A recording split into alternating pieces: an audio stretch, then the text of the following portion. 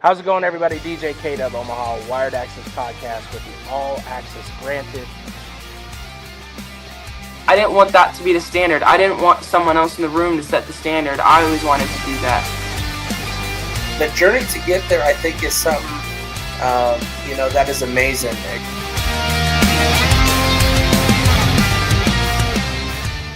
Let's get this podcast started. That's right. It is DJ K DuB Omaha of Wired Access, All Access Granted. I'm your host, part of, you can find this series on characterchronicles.com. We greatly appreciate them. As you know, I always love to share the recruits for Husker sports, no matter whether it's baseball, football, basketball. They're willing to join. They're willing to share their story of how they're getting to who they are.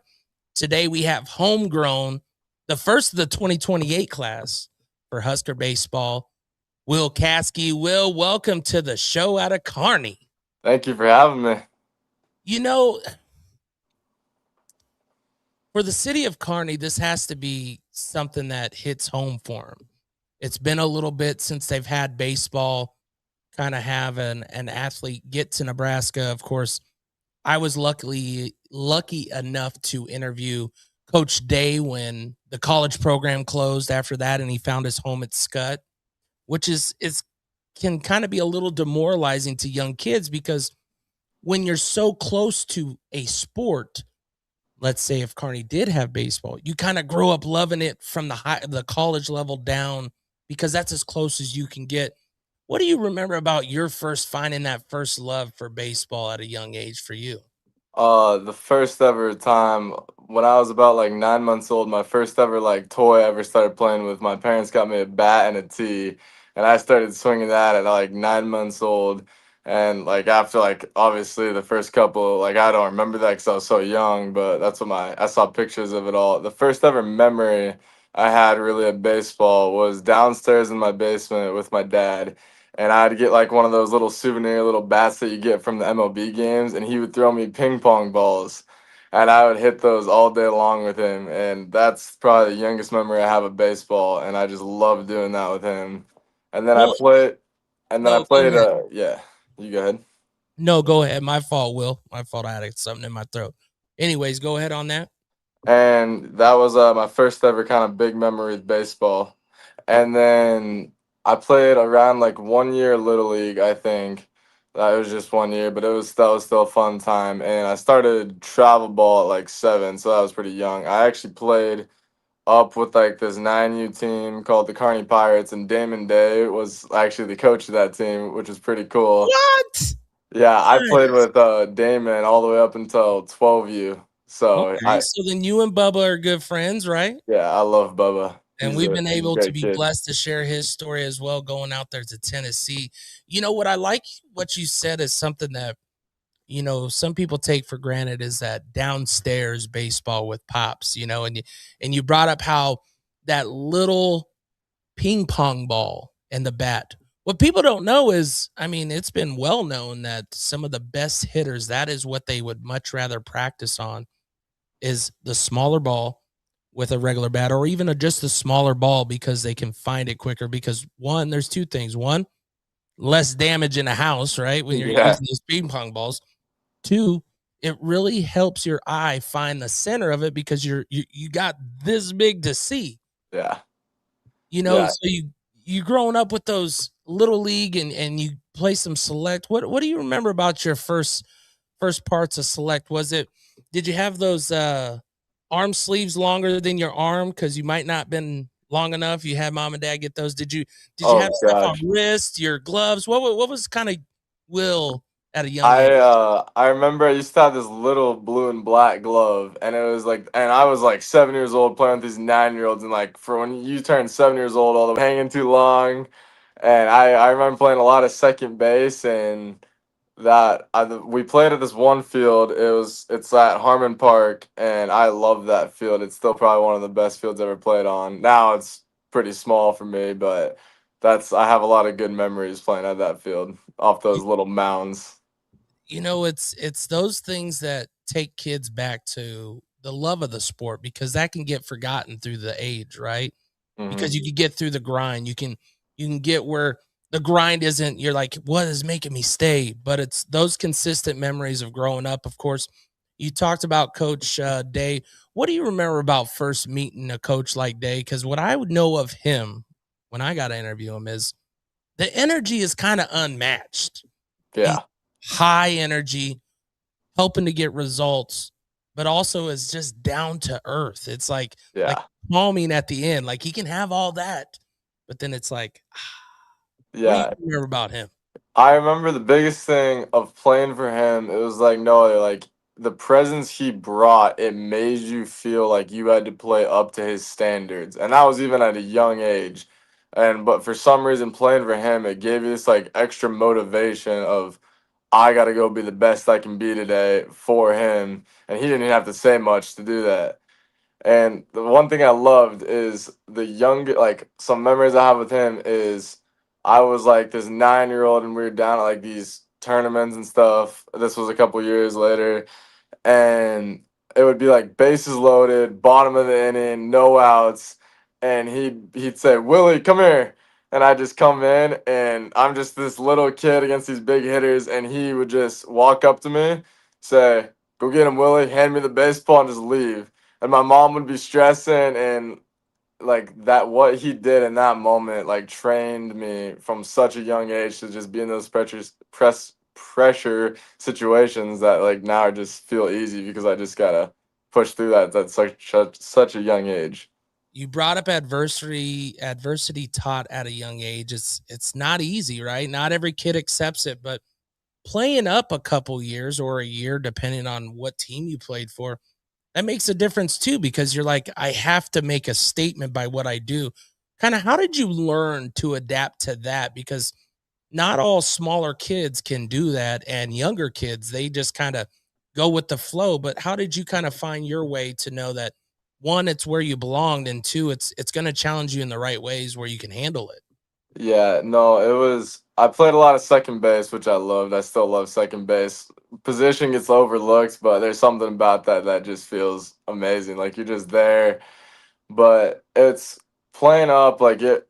I just like started that like right away, so I didn't know much of a difference between playing with my age group versus playing up, which was amazing that my parents got me to do that. And I guess after I like kind of grew up a little bit and learned like the skill level, like being up with those older boys really makes you like so you just don't look like dumb out there on the field. Like you gotta work even harder to just like get to close to how good they were. And so that was a great like way to just be able to push myself using that. Well, and you're playing for Coach Day, and all the stuff happens at UNK. What do you remember about that part of your life when things started changing? Because I know when I was able to share his story, and it's out there still, and it makes a guy almost lose everything for the love that he's always had. And it sucks because how many teams have collapsed for baseball? Yeah, you could lose a job. You can get fired, right? But for the whole program to be gone, and especially in a town like Kearney where that's what you got. You got the college and you got your high school. You guys got to stick together. What do you remember about that? That's honestly one thing that I guess I just never really like looked into a crazy amount. Like I don't know, I'm weird about that stuff. Like I just don't look into all of that. And so it wasn't as big as an impact as it probably should have been on me, I guess. I was just like in the moment of just playing, I was just like enjoying playing baseball at that age and that time. And it wasn't until like last year where I started thinking about baseball more than just the game of baseball and actually about the future I had with it. So it didn't impact a huge amount. I know for a lot of people, it changed a lot for them. But now we get to play on that field still, so it still feels like home because Kearney got it, and that's great that the city of Kearney lets us use it for high school, and it's amazing facility and everything, and so it almost kind of feels like playing for the team of Kearney. It's like kind of playing for what UNK would have been at this age now, just because we get to be on their field and play there. See, and I like how you brought, of course, the younger kid aspect, right? Like we have the adult aspect, and for kids, those are the things that you don't think about, especially if going to college games weren't a big thing. Because that's what some people don't understand too. When you're playing baseball, you don't always get these opportunities to go watch baseball. Like everybody, it's the same time you think of, especially on a select team like that, where you're challenging yourself. You're not staying local. You're looking to travel a little bit. What do you remember about those days when you're trying to watch a little bit of baseball, but also play it, or were you just playing it? I was just playing it, and I remember I wouldn't even really know where our tournaments would be. I would just get in the car with my parents and just I sleep most of the time in the car as much as I can, and I just like wake up and we'd be at the field, and I just get dressed and get out and go just play. And I think a lot of kids, like some people start thinking about it all too much and like lose like sight of what like just playing the game of baseball. Like it's just fun to do. And like every time I pitch or get in the box, like I just try to do my best not to think about anything else, just but having fun in that moment. Because who knows, like you could get hurt at any time or something could change. So just enjoy it while you can. Well, you're speaking of a man of a lot of age right there. I'm just letting you know because that is the number one thing that people forget. And the guys who make it to the pro, of course, we've had Kel Fountain on not once but twice. Is the word fun comes out, and I think that's what people forget. Why do you think they forget it? Is it because of the fact that you could go 3 for 10 and you're still doing good, but you don't think it's good because you got someone maybe going 5 for 10? Why do you think people forget that part, even at a young age? I think people lose the sight of it because there's a lot of baseball players in this day and age. And sometimes you start thinking about all these other kids and if some of their stats are better than yours or some of their metrics are better and you think that like just because you're not as good as them at that time in your life that it just makes you not a good baseball player. And baseball is such a challenging mental game. Like if you're struggling, you got to have someone to help pick you up because it is rough. Like you're right. You can go 3 for 10 and that's good. And a lot of people like, but I mean, 3 for 10, like most people would just crumble if they did it in their other sports and had 3 for 10. Like they would just, but that you got to learn that that's actually good as a player. And you can't think about what other people are doing. You just got to, I mean, you got to use other people and their growth to push you to get to their level, but when the time like comes and you're hitting or you're on that mound, you can't think about other people. You just got to think about yourself in that moment. Where is all this knowledge and growth for yourself came from? Like who gets the credit to teach Will how to be more mental strong? Because I mean, it was well noted yesterday. Another Nebraska prep, and I posted on my Twitter. He tried to play aggressively for the state championship. Sutco out of Lincoln East try to play aggressive at a state championship. He fails, and they lose the state championship. Last night, that dude did not just one but two aggressive plays in the outfield to save runs and get a catch. And he could have easily, like you said, the mental game, let it take it where you don't play as aggressive. You don't go as hard. You don't do what you know to do. Where'd you get this mental part for yourself? I think, like I said earlier, Damon Day helped me out a lot through that point in my life. And I've had all the coaches have worked a lot with me on like the mental side of the games. But the biggest two, I would say I got to give that to my mom and dad, is they've never been hard like too hard on me after a game. Like if I've done bad, my mom's always like thought of the best thing that happened to me during the game. Like she's never once said anything negative to me.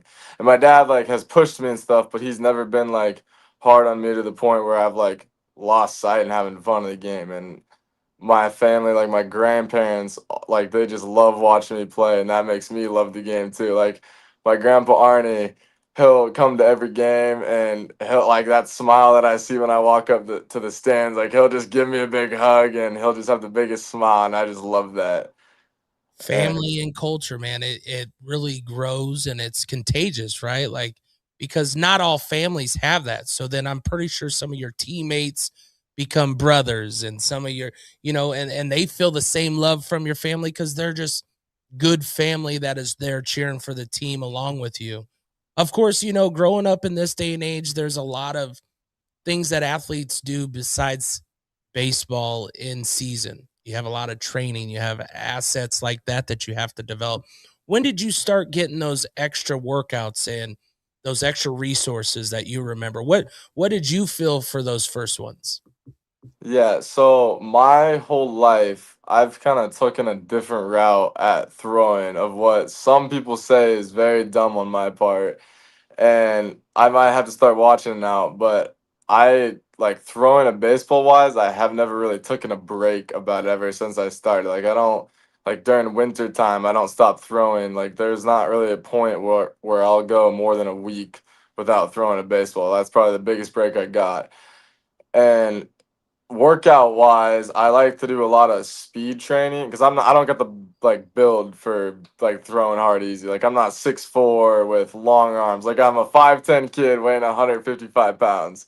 Like I don't got all that help with me. So I kind of have to go with the route of seeing how quick I can get my body to move. And so I do a lot of speed workouts and I throw a lot.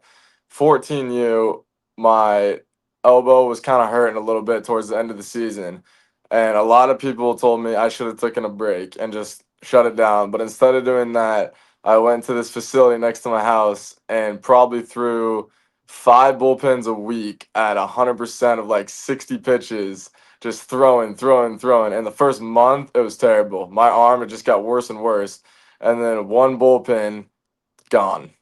And all the pain just was just gone. And then velo started increasing after that. And off speed got better, spin got better. I jumped like 7 miles per hour in that single off season, which I could have taken a break. Normal. That's And not it's normal. and it's not normal. And I don't know how it happened. I think that's a miracle from God because that should have not happened how it did. But ever since then, I just keep throwing and throwing. And I do bands like every day to keep the elbow good now. And I do a lot of stuff that strengthens my shoulder, and arm care is very important. But I guess I never really just put down the baseball. And for most people, it probably would have gotten Tommy John by now. But I just kept throwing and it works for me. Now, you were a multi-sport athlete. What how did you find time if you're constantly with the baseball? How'd you find time to enjoy like football or whatever other sports you played at a young age? Yeah, so I played basketball a lot of the time, and I would just kind of have to think like picture basketball, and like I'd even do basketball for baseball, like athletically wise and speed wise. But even when I played basketball, though, once I got in the game, I guess I just had fun while I was doing it. And that's like the biggest thing I just try to do is with all the sports is once you like are in the moment, then just might as well have fun while you do it. But When did your culture change for basketball to go, okay, I need to concentrate on baseball so I can get to where I want to be? When did the passion for baseball turn into the future for you? it was I played my freshman year at Kearney High for basketball. It wasn't the best, so that didn't help. Like I was okay.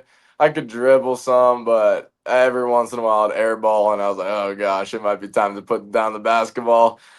And so it was my sophomore year, and I was gonna go out, but I started doing fall ball with the prospects, and that's when everything like I up until then I just been playing baseball kind of for the fun of it and didn't really know anything about college recruiting, didn't know anything about like prep baseball or perfect game or none of that. I was just playing baseball for my travel team here in Kearney, and that was about it. And I played with the prospects and met some amazing coaches there who have like helped me a lot of ways. And I went to camps then. I got introduced to prep baseball, and they've been great to me. I got to go down to future games, and that's probably one of the best experiences of my life was future games. That environment was crazy. But that's when I realized after that fall started and I got to play with like a different level of boys who were just like treated baseball like their life also, and I just fell in love with that. And that's when I was like, this is when I really need to just focus straight on baseball and put down the basketball. You give up the basketball, you start focusing on baseball. How did you even get connected with the prospects? What was that process for you? What do you remember? So I got to give that to one of my friends who I just got done hitting with here. I guess Jake and Gunner. DeMilt both play for the prospects, and Gunner was a huge help in my life. He introduced me to the prospects and like told me about them and got me connected with Coach Phoenix, and that's how I kind of learned about them. And so that was good to have. And going on car rides, he got me introduced to Twitter too. He said help me set up that account, and Twitter's been great. And so he's helped me through a lot of stuff, and so he was nice to have. Well, and that's what I tell people. Like every time I end interviews, I'm making sure that athletes understand. Like, I know you're seeing these videos on YouTube, you see them on Facebook, you see them on Instagram, you see them on TikTok, but X, if you're an athlete, you need to get on it. People see it. Yeah. And they want to see the progression. And what I liked Mm-hmm. about some of the things that you posted was not just good, but like the growth of like your constant growth of what you're doing. And you talked about your constant growth in the pitching side. What has that been like for you? And what's some of the things that you thought you knew about how to grow yourself? And what's the major things that have helped you get to the speed, the control, and all that you've grown these past 2 years? Yeah, so I guess my mechanics have kind of changed and kind of haven't, but they're pretty close. Like if you look back to pictures of me when I was first starting baseball, my mechanics haven't changed a crazy amount. And I do believe in just throwing kind of in your natural way of throwing and getting used to learning how to throw with your body.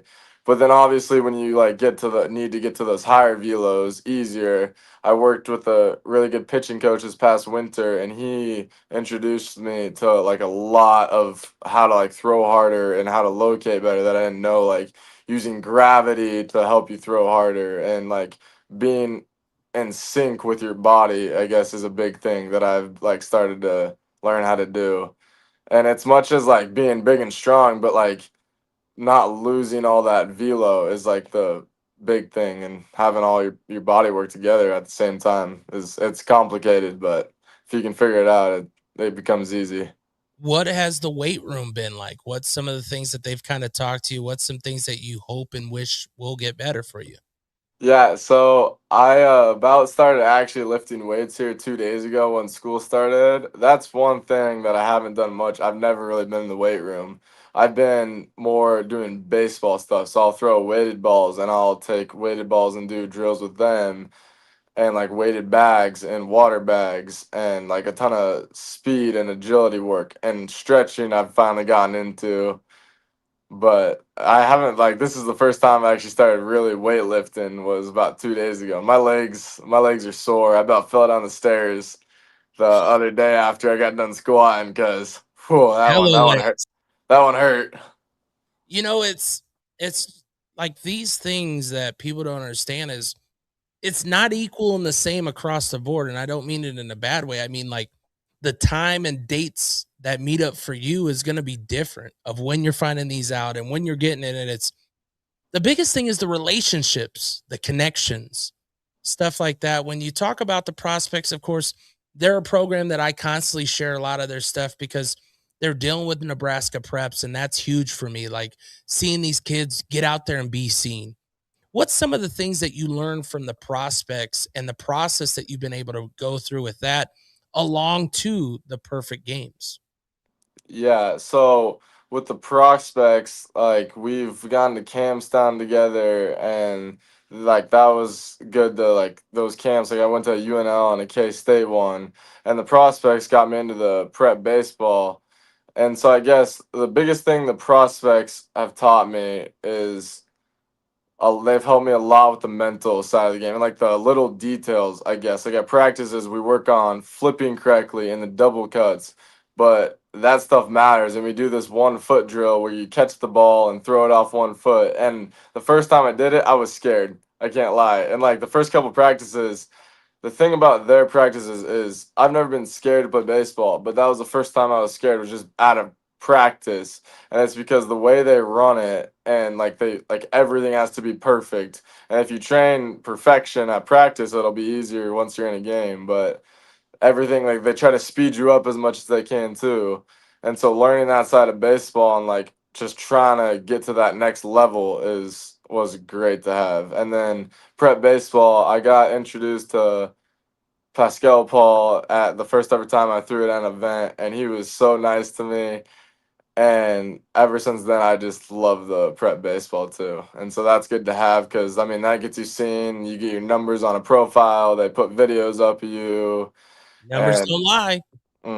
once like that, and it gets you like a real profile. So like people can just put online fake numbers all they want. And by going to those showcases and stuff, and you can get your real numbers, and then college coaches can know if you're telling the truth or not. And then obviously they got me down to future games, and that was a great experience. I mean, there was the most coaches I ever pitched against. But I guess the one thing is some boys who were at future games were asking me like, "Are you nervous?" And I guess I wasn't nervous at all. Like I was more just like excited to be there. And like when I got on that mound, it was like I just for some reason like just all the college coaches behind us got blocked out, and it was just like I was just pitching on any other day. And I don't know. That's That probably was the hardest thing. I mean, especially coming from a small town like Kearney. I mean, it's not that small, but it's small enough to where you're around. I mean, how often do pro scouts come to Kearney? about never. How long does college baseball scouts come to Kearney? I think I saw one this whole Legion season. Like in Which my is whole scary, time. right? It's not a good thing to talk about this. I'm not like putting it like, oh, it's so great. It's the realness. And if Yeah. you don't get out of there, Yeah. you might not have the opportunity that you've obviously grown to where you are today.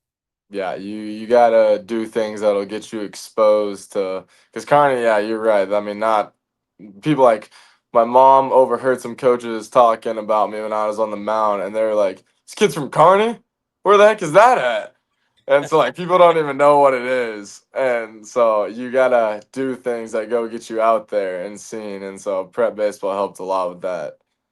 How were you able to adjust yourself or keep yourself to where you could be a great teammate for Kearney, the high school, and understand that the kids that are a part of this prospects, future games, they're going for different goals. And I say that because sometimes high school students have the hard time to distinguish that not all your teammates are looking for that college scholarship. Some of them are still looking just to have that word fun with you because you're playing. How do you kind of distinguish and make sure they still know that they're your teammate and it's a good time to finish high school the right way?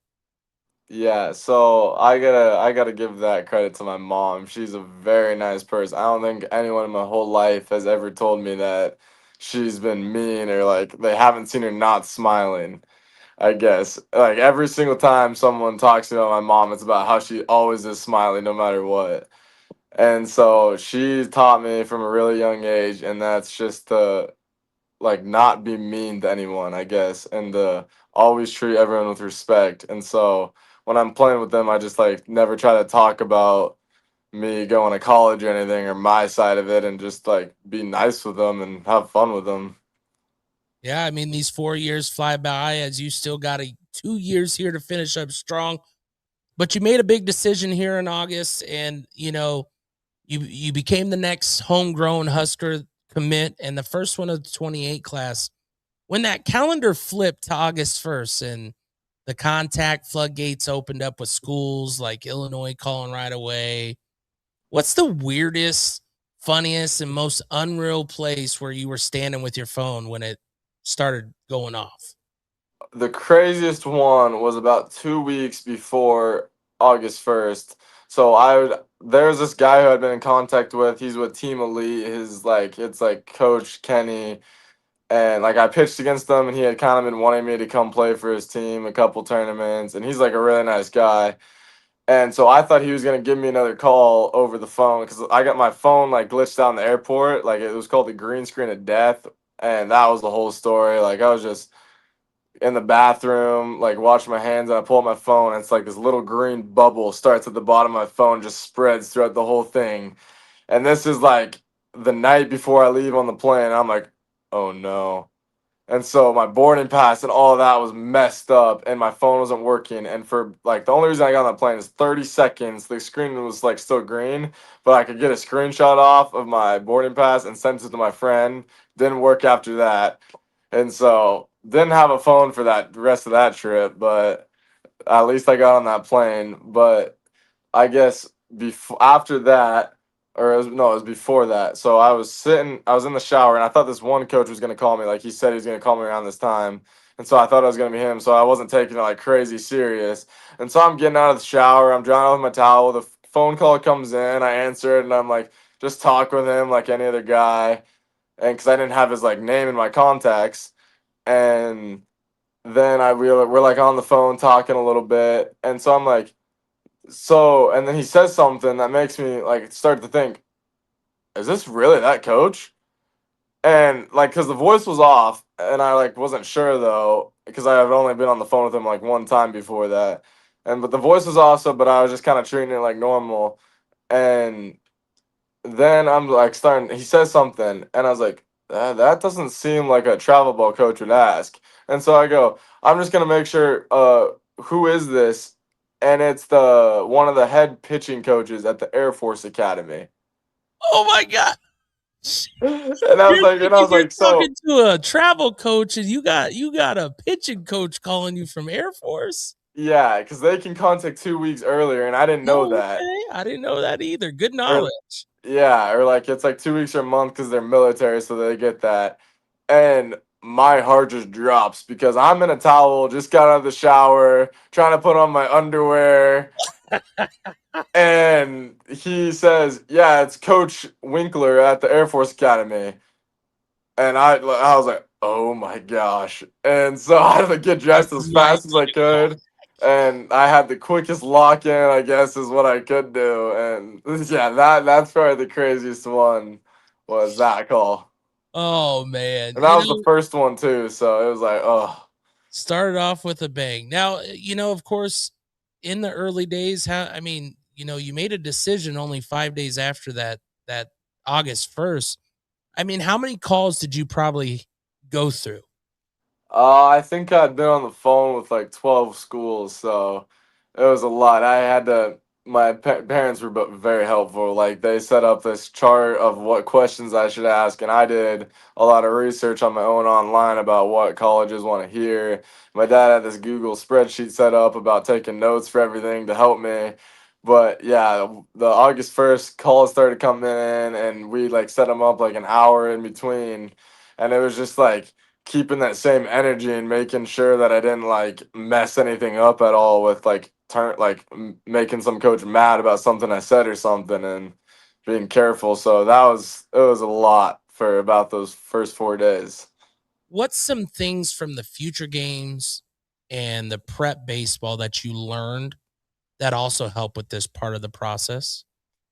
Yeah, so I talked with this guy from P27 Academy, and he kind of gave me a rundown of like what colleges, like how they kind of go at their recruiting process, and so he was nice to have. Like I've ran into a lot of people who just like kind of helped me throughout the way. And the future games, like the boys down there, that talent level was just insane. Like every kid was like pretty close in talent, but it was just like elite. Like it was like I threw this one kid a curveball, and it was an 0-2 count, and he hit a home run off of it, and that thing had a good spin rate too. And I like just stood there and I was like, good for you, man. Like it was the best swing I've ever seen put in a baseball. And after that at bat, I was like, wow, this is just insane. And but so that was like just kind of eye opening for that part of it.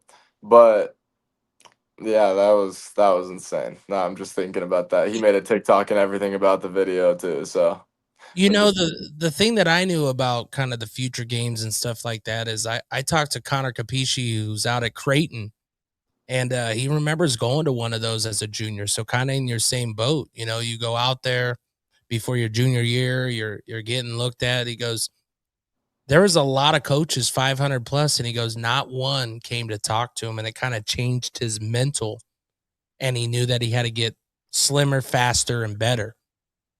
Was there any realness to this that told you, one, either you felt like you belonged where you're at, or also this is where you also could get better from those? What was some of those for you?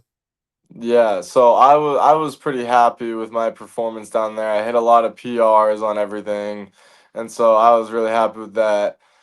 And I guess what my mom told me is she like, and she was right, like all the boys talent level, like if you're good, you're gonna be good down there, and the coaches know that if you're gonna make it down there, you're obviously a very talented baseball player. And so she told me that not to try to do like so much work on the number side of things, but like how I express. Like she's like, be different in a way that they can see and then what they're looking for. Like your body language, don't show anything. And after the home run, to get back on that mound right away and just start pounding strikes. And she said do something and just be so like look like you're just so happy to be there and just like enjoy it and don't be nervous and like play with like a little intensity. And she said do as much as that part of it over anything else, and that was helpful to just like have and just go play hard, I guess. Well, I like that you brought that up because that's like one of my number one things I tell people when they get surprised or they're like, I can't believe I'm here, whether it's at a future games thing or you got to meet someone you didn't expect to meet. But in this day and age, if you act like you're supposed to be there and you do the things that you're supposed to do to be there, like you don't try to snake things to get there, you belong there and they're going to treat you that way. Yeah. Like people don't understand. Like, of course, with what I do with covering sports, like at first I was scared to go to events, because they don't know Wired Axcess, they don't know DJ K DuB, they don't know him. And then now it's like sometimes I'll walk in without a pass and they're just like, hey, like they just let you go and let you do what you do because they know they've seen something. They've seen something in you. And when you think about that invite to the future games, how did that come about for you? How did you earn that or get that? Because I think sometimes that's eye-opening as well. Yeah, so I had gone to a couple showcases, and the first ever showcase I went to, I was nervous. Like I was pretty nervous. The numbers weren't great there. And so, but after you get to like a couple, then it just like becomes easier. And so that was great. And I put up some good numbers, which kind of helped me get there. And I had a decent high school season for the most part. And so they look at like that side of it too. And getting that invite was pretty special. I was very happy with that just because I know how big it was and how people talked about it. And so getting that invite was that was awesome. Of course, with your recruitment, did you already have some ideas of what you wanted, or did things kind of just grow on you as people showed that they wanted you more than it was, this was my ideal college that I wanted prior to anything was ever offered? Yeah, so growing up as a kid from Nebraska, I mean, one of the biggest dreams is going to Nebraska. And so I used to go to games when I was younger with my friends, and I remember just walking around that ballpark and the feel, like the environment of playing, it like felt like almost the same as going to a Major League Baseball game is the best way to describe it. Like it was pretty like just I had to be there. And so when I got the one from Nebraska, and when Coach Childress called me, it was a different type of call. We talked about hunting and we talked about fishing and like, oh, what I do throughout my life. And like it was it wasn't more about the baseball, it was just more about personal. And the way he like was so interested in me from the start, like he like just said things that were like, wow, you really like seem to care about me. And so that was nice to have like someone and like go into a school that I know will like treat me like with some respect and like they really care for me will be that was a big factor in it. Well, I mean, you got a coach like Childress who has such a strong pedigree, not just in Nebraska, but of course, even in the SEC. Like he has that pedigree to where he also knows where home is. And he talked about bonding over, you brought up hunting, fishing. You know, what what outdoor debacle or local outdoor story finally made you realize that something like these are my kind of guys. This is, besides the N on my chest, the relationship is what I'm also here for.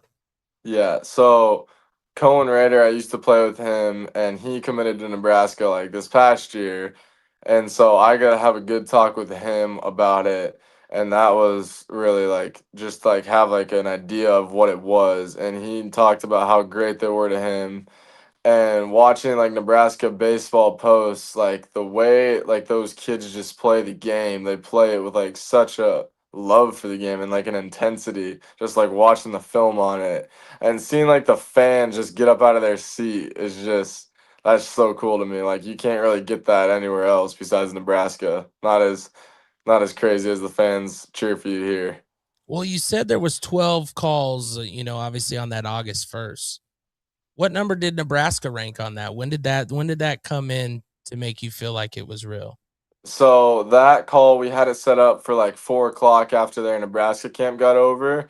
And so me and my dad were going to hit at like 2:30. Like I had a little break in between the calls. I think I had been on the phone with Illinois and Lindenwood, and I want to say there's one other one before Nebraska, but they had a camp, so they couldn't get in contact with me any sooner than that. But the second their camp got done, the coach called me, and I was like, "Well, I'm at the kids with my dad right now. I can go home. It's close, and we can." And he's like, "No, I'll just wait.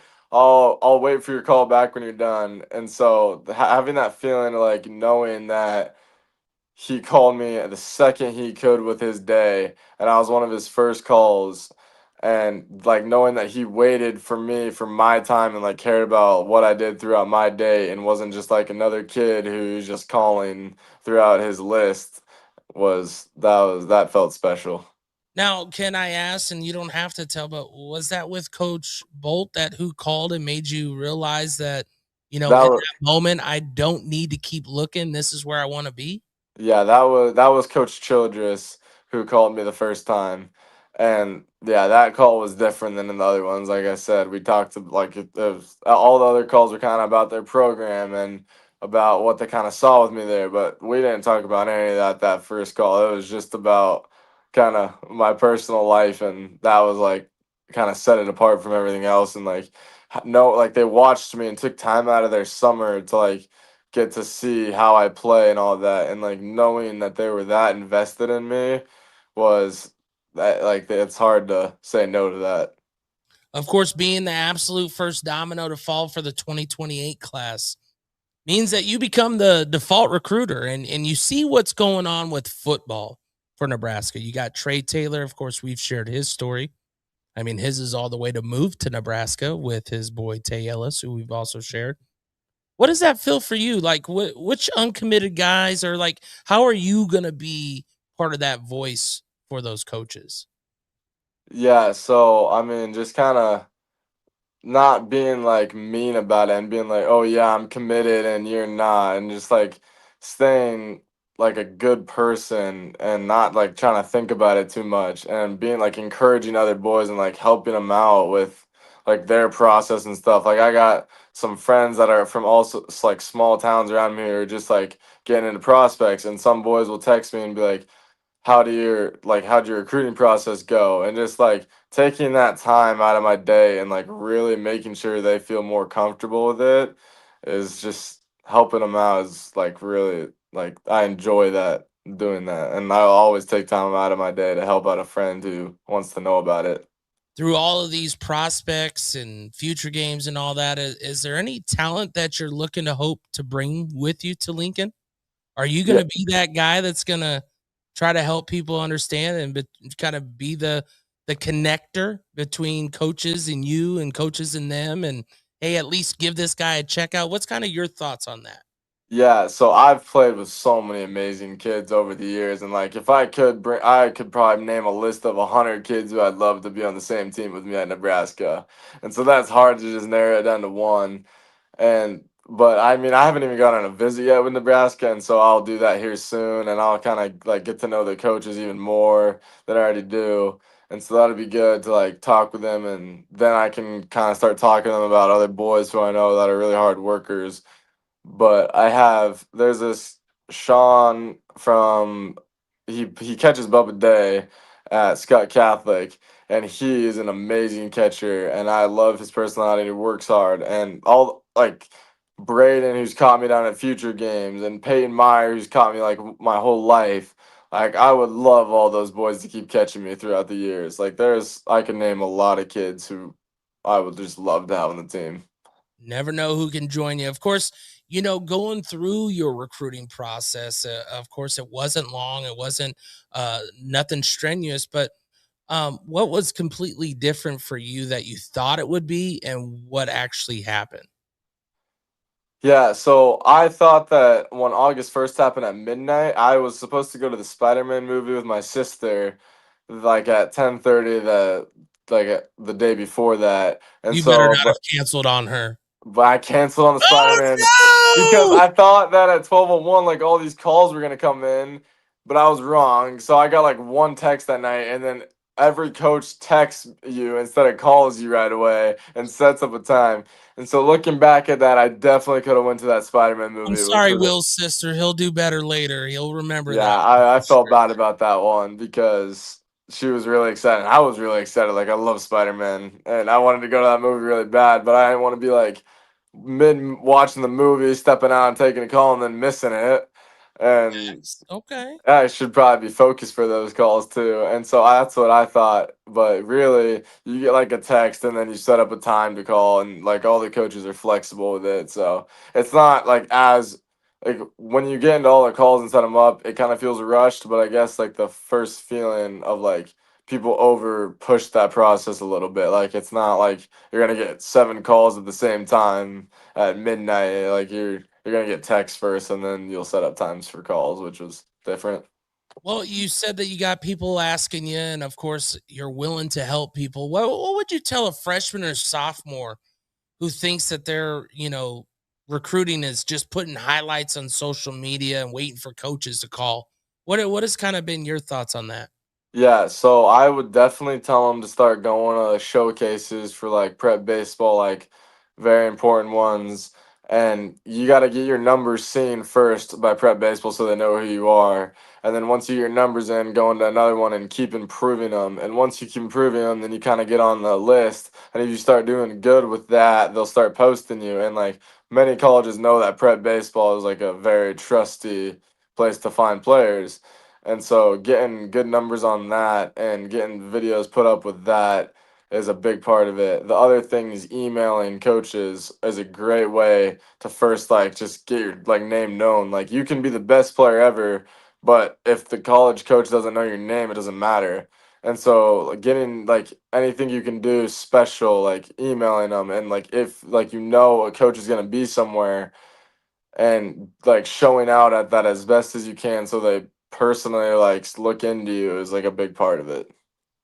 You know what I like about all this is just the knowledge to hopefully help future Nebraska preps, especially like you said, in those small towns, because they don't always have the resources, the people. So if we can always help one family, one athlete, one parent to go, what's next?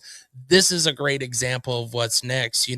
When you finally got to say, I'm committing to Nebraska, who was the first person you wanted to tell, and what was that reaction like? I started jumping up and down with my dad when I first got out. Like when I hung up the phone, he gave me a big hug, and that was crazy. And I called my mom right away.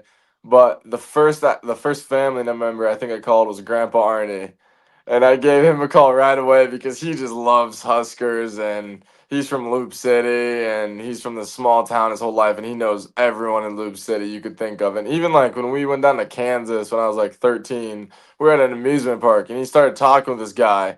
Like I was like, Grandpa, you're from Loop City. How do you know someone from Kansas? And so he knows everyone from Nebraska in this area. And he's like he was a mailman a lot of his life, so I'm just thinking like how, but he knows everyone, and he's came to so many of my games, and I had to give him a call, and he was just so excited about that. And then I called both my grandmas next, and a lot of family who came first out of anything else. Who was the first non-family member, and how did that go? The first non-family member after I committed was Cash Shoemaker. He gave me a call like instantly after the post got put up, and he started jumping up and down and was like, "I'm so proud of you." And then he's like went to his mom, and his mom was like almost started crying for me. And having that first call was nice of him. Of course, you can pitch, You can play the field. You can impact the game with your bat, of course. I mean, shoot, you had a good, strong Legion with that, some dropping bombs. You know, nobody's really telling you where you have to play. You know, who's the baseball player that you believe you're going to end up being, and where do you see the ceiling for you? Yeah, so I would love to pitch and hit for Nebraska. If my hitting can get, I think my pitching is getting there and it's closer than my hitting on the side of things. So really working on hitting too, because I would love to be a two-way, and I just love both sides of the game.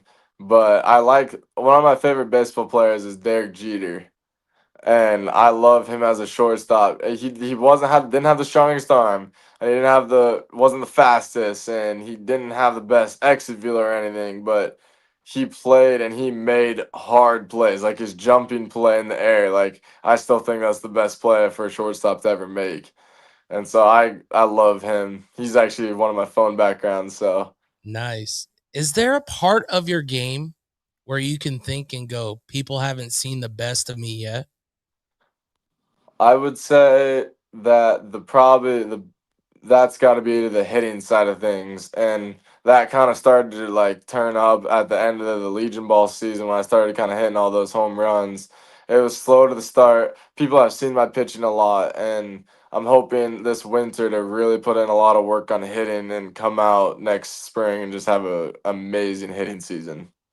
Man, that's the part that I think is the best is you didn't just get the commitment and do it. You're continuing to know that the process doesn't stop. The opportunities don't ever stop. You never know where that next part could take you. You're looking to take it to another level. Of course, this might be the hardest part. You know, you've got the Nebraska commitment, so that puts a little bit, you know, on your chest and on your back, but maybe it helps you play a little looser. I don't know. That's always my hope for college kids, but I also know that the other high school kids don't look at it that way. They go, he's D1, he's Nebraska. If he don't show up, how do you make sure that being committed to Nebraska doesn't become comfortable? Instead, motivates you to become the best Nebraska player that you can be. Yeah, so that's the thing is some people don't even call me Will Kaskie when I'm at school anymore. They just say, "What's up, D1?" And so having that name now, like I realized then I just people told me that you can't get comfortable with like knowing that you're there and just like sit there now and just wait till you go there. Like that's kind of actually having the name of that has kind of helped me to push even harder with everything I do with more intent. And like the other thing I think about a lot is I know when I get on that mound now and I throw, and if I mess something up, people are gonna start screaming overrated and all these chants, and I just don't want that to happen. Like I rather have the name of, oh, he's D1, like they should be scared to get in the box rather than, oh, I'm gonna try to go make him look terrible and make him look overrated. You know, you got 2 years still in high school, unless you try to graduate early in your senior year. Have you already worked that out of what your thoughts were? Has that been part of your conversation? Not much yet. No, I haven't really thought about it at all. I just kind of these past couple of weeks after I've committed just been working on baseball, but the whole committing or like graduating early in schools and all that, I haven't really thought of that about a crazy amount. What what's Will Kaskie gonna be remembered for at Kearney? What's your last 2 years? What are you hoping to do for your high school that you're gonna be remembered for? I'm hoping to be remembered as a nice person is a big thing, and also a good pitcher. Like I want to be known to like have the name of one of the best pitchers to come through Kearney is a big thing that I try to think about a lot. And the other thing is like just as a good person, like I don't want to be known for, oh, his ego was so high and all this and he wasn't a good person. Like I rather have the name of he was a great player, but he was also a good person off the field. When Will Kaskie eventually walks on to that field at Haymarket Park, what do you want people to say changed about him from the kid who committed in 2026?